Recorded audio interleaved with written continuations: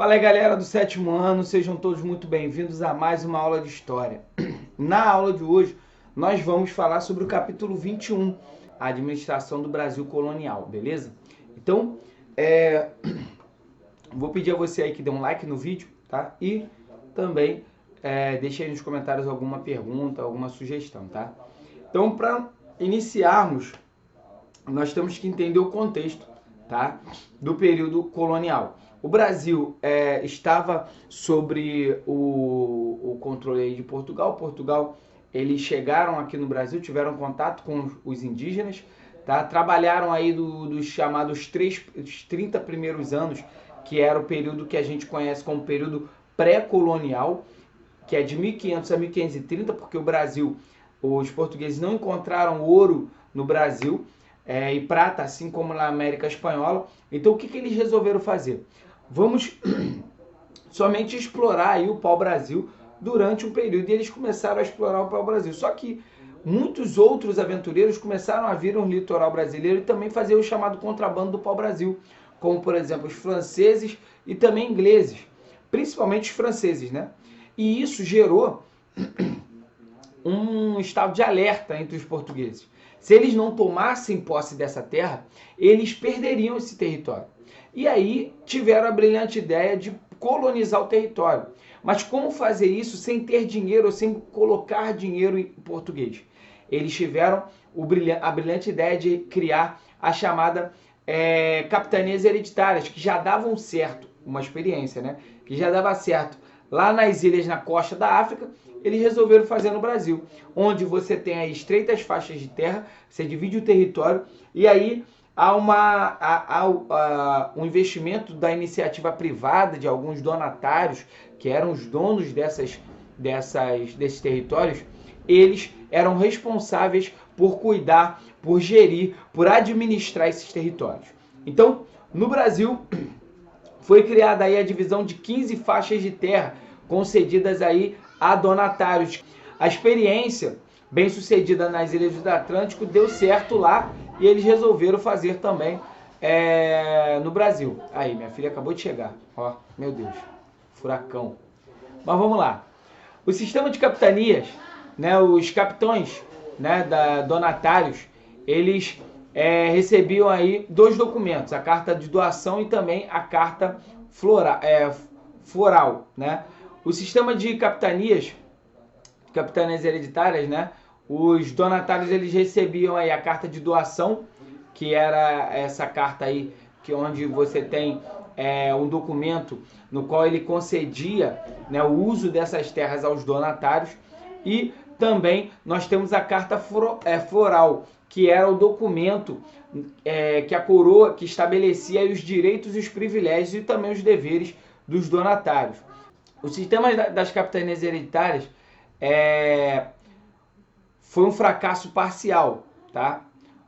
Prosperando apenas em duas capitanias, a capitania de São Vicente e a capitania de Pernambuco. Professor, mas por que as capitanias não deram certo? Por que, professor?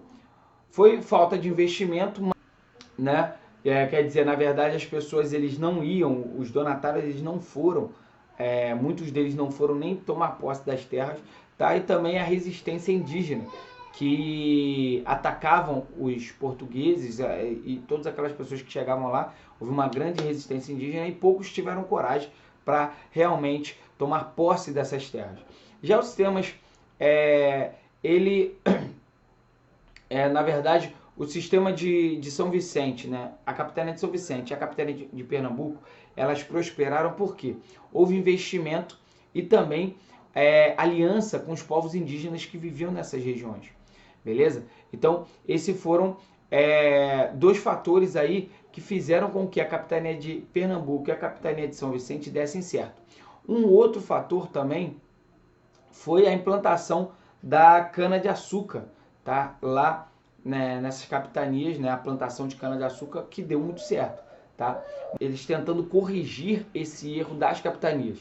Houve uma chamada centralização administrativa, aonde foi criado o governador-geral, foi enviado para o Brasil para que ele governasse esse território, fosse o representante real dentro do Brasil, tá? Onde ele trouxe e criou alguns órgãos administrativos, como por exemplo alguns órgãos auxiliares, né?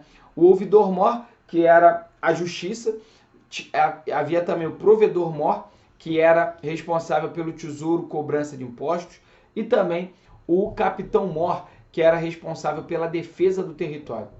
Os governadores gerais que vieram para que passaram por aqui, né? O primeiro foi Tomé de Souza, depois você tem Duarte da Costa e também Mendes Sá. O governador Tomé de Souza, ele gerenciou o Brasil de 1549 a 1553, tá?